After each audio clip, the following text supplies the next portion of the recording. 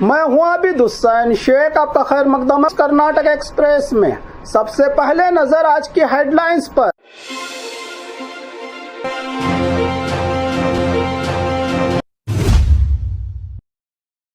बेंगलुरु में कॉकरोच जनता पार्टी का biggest protest.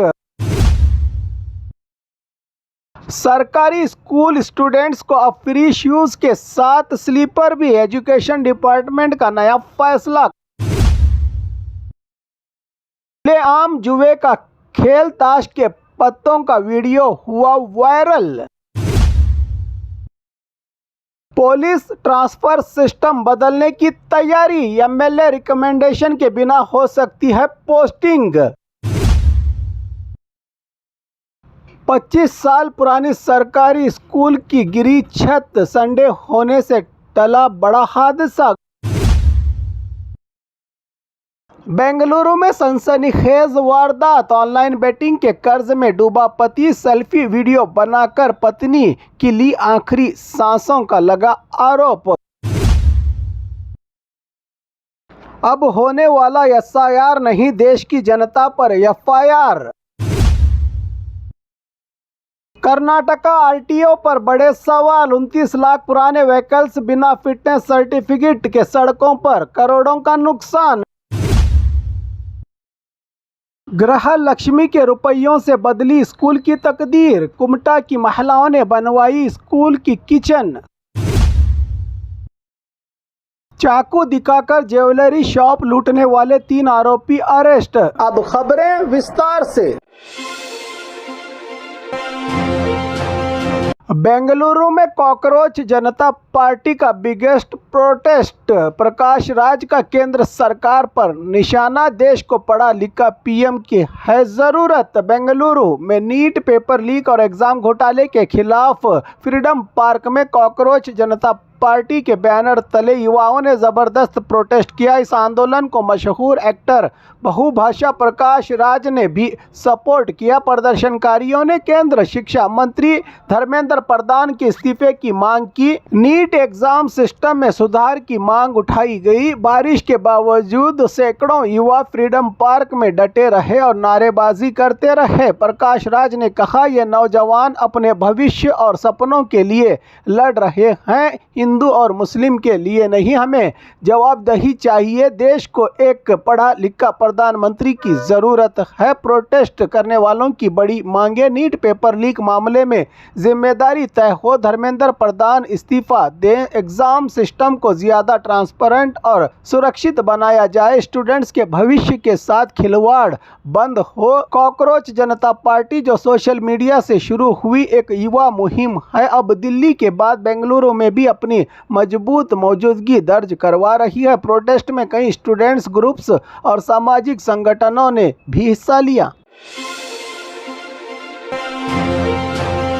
सरकारी स्कूल स्टूडेंट्स को अब फ्री शूज के साथ स्लीपर भी, एजुकेशन डिपार्टमेंट का नया फैसला। कर्नाटका सरकार ने स्कूली बच्चों के लिए एक नया फैसला लिया है। अब सरकारी और एडेड स्कूलों के स्टूडेंट्स को सिर्फ फ्री शूज ही नहीं बल्कि जरूरत के मुताबिक स्लीपर चप्पल भी दिए जाएंगे। एजुकेशन डिपार्टमेंट के मुताबिक कई बच्चों को लंबी देर तक शूज और सॉक्स पहनने से पाँव में इन्फेक्शन और परेशानी होती है। बारिश के मौसम में सॉक्स गीले होकर बदबू और तकलीफ का सबब बनते हैं। इसी वजह से कई स्कूलों ने स्लीपर की डिमांड की थी। डिपार्टमेंट ने बताया कि इस साल लगभग 2000 स्टूडेंट्स ने स्लीपर्स की डिमांड की है, जबकि बाकी लाखों स्टूडेंट्स के लिए शूज का इंतजाम किया गया है। अब इलाके के मौसम और लोकल ज़रूरत के हिसाब से शूज या स्लीपर्स दिए जाएंगे। खास बात, सरकारी और एडेड स्कूल स्टूडेंट्स को मिलेगा ये फ़ायदा, मौसम और लोकल डिमांड के हिसाब से शूज़ या स्लीपर।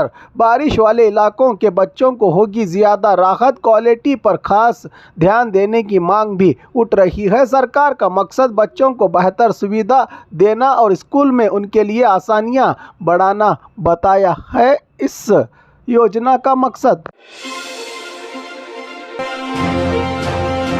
आम जुए का खेल ताश के पत्तों का वीडियो हुआ वायरल।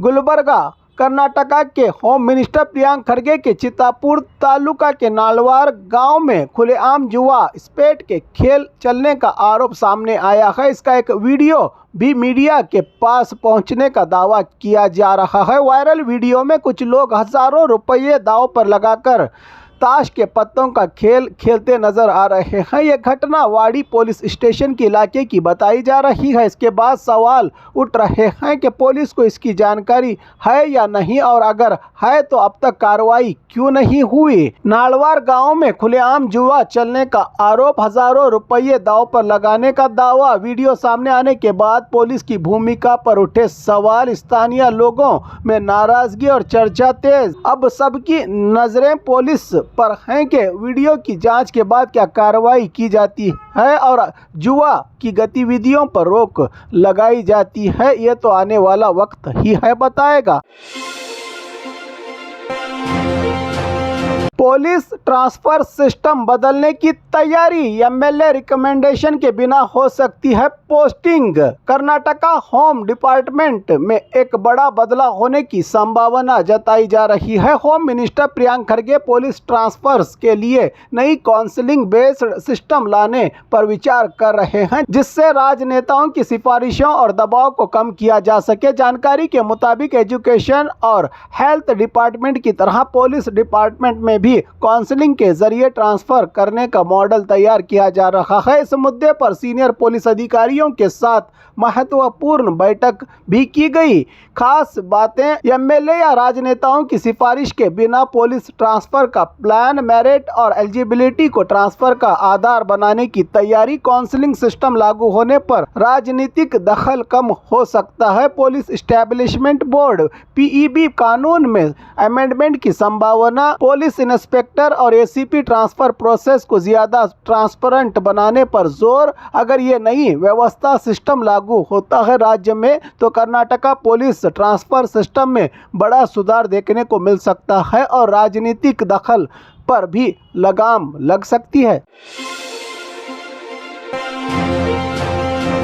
25 साल पुरानी सरकारी स्कूल की गिरी छत, संडे होने से टला बड़ा हादसा। गुलबर्गा जिले के अड़ंद तालुका से संगोली गांव में एक सरकारी स्कूल की छत का प्लास्टर अचानक गिर गया। खुशकिस्मती से घटना संडे हॉलीडे को हुई, जिस वजह से स्कूल बंद था और कोई बच्चा या स्टाफ घायल नहीं हुआ। बताया जा रहा है कि यह स्कूल बिल्डिंग लगभग 25 साल पुरानी और काफ़ी कमज़ोर हालत में है। गांव के लोग और स्कूल मैनेजमेंट ने कई बार मरम्मत की मांग की थी। आरोप है कि अधिकारियों ने इस पर ध्यान ही नहीं दिया। कुछ दिन पहले गुलबर्गा के एक कॉलेज में भी छत गिरने की घटना हुई थी, जिसमें 5 स्टूडेंट्स घायल बताए गए। गांव वालों ने नई स्कूल बिल्डिंग और जिम्मेदारों पर कार्रवाई की मांग की है। लगातार सामने आ रहे स्कूल और कॉलेज बिल्डिंग हादसों से सरकारी इमारतों की सुरक्षा पर गंभीर सवाल खड़े कर दिए हैं। अब लोग जिम्मेदार अधिकारियों के खिलाफ कार्रवाई और बच्चों के लिए सुरक्षित स्कूल की मांग कर रहे हैं।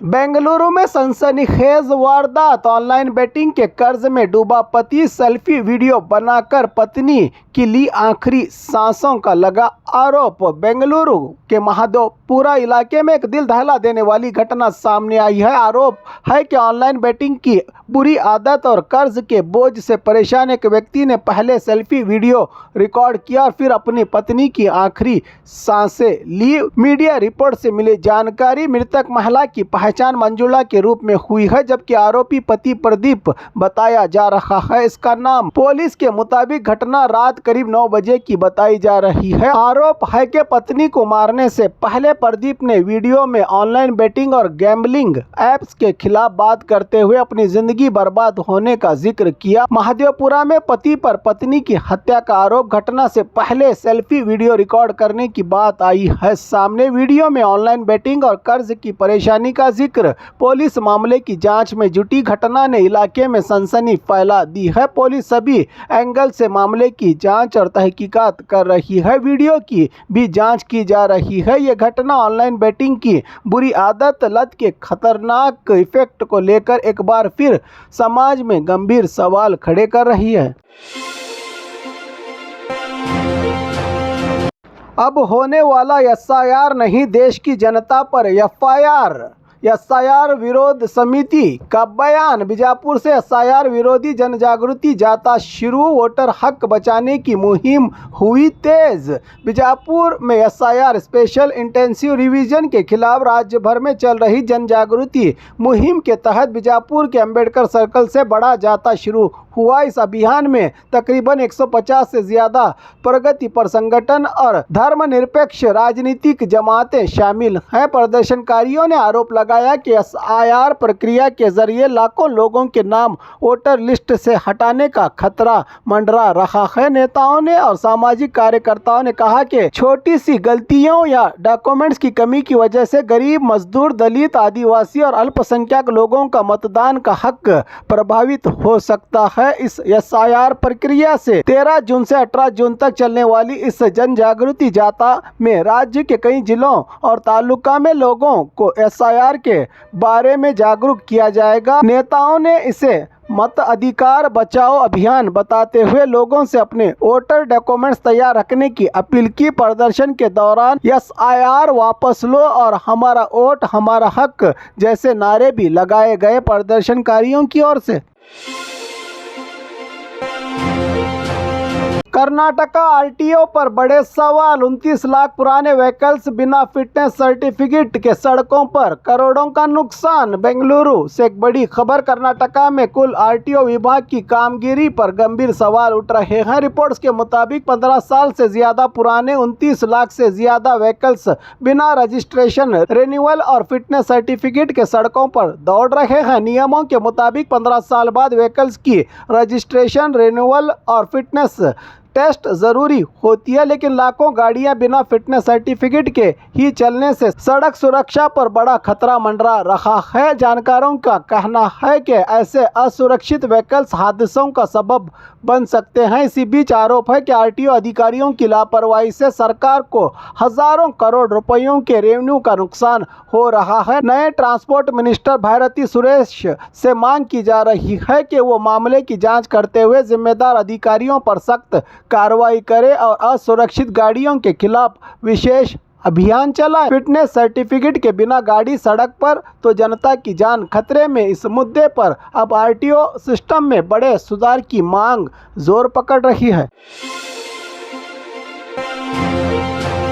गृह लक्ष्मी के रुपयों से बदली स्कूल की तकदीर। कुमटा की महिलाओं ने बनवाई स्कूल की किचन। कुमटा, कर्नाटका की गृह लक्ष्मी योजना सिर्फ महिलाओं को आर्थिक सहारा ही नहीं दे रही है, बल्कि समाज सेवा का जरिया भी बन रही है। उत्तर कन्नड़ा के अंबाकोना गांव की महिलाओं ने इसका बेहतरीन मिसाल पेश की है। गांव की सरकारी प्राइमरी स्कूल की किचन बिल्डिंग बहुत ही खराब और खस्ता हालत में थी। कई बार अधिकारियों से मदद मांगी गई, लेकिन कोई अनुदान नहीं मिला। इसके बाद गांव की महिलाओं ने 1 महीने की गृह लक्ष्मी रकम से लगभग 98,000 जमा करके नई किचन बनवाने में योगदान दिया। गांव वालों ने कुल मिलकर 2 लाख से ज्यादा की रकम इकट्ठा की। चंदे के जरिए स्कूल में किचन, तिरंगा लहराने की जगह और अन्य सुविधाओं का विकास किया। स्कूल में सिर्फ 49 घरों वाले इस छोटे से गांव की महिलाओं ने साबित कर दिया कि अगर इरादा मजबूत हो तो बिना सरकारी मदद के भी बदलाव लाया जा सकता है समाज में।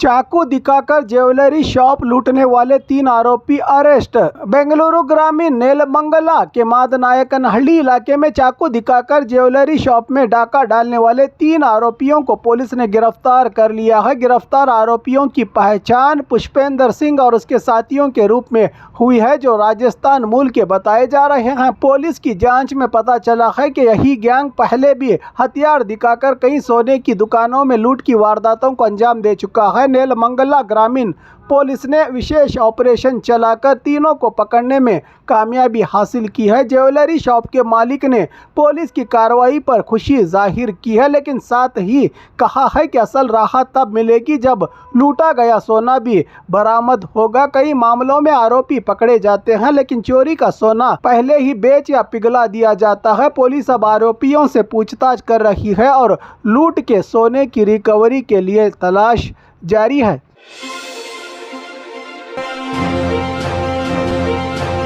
और खबरों के लिए देखते रहिए कर्नाटक एक्सप्रेस।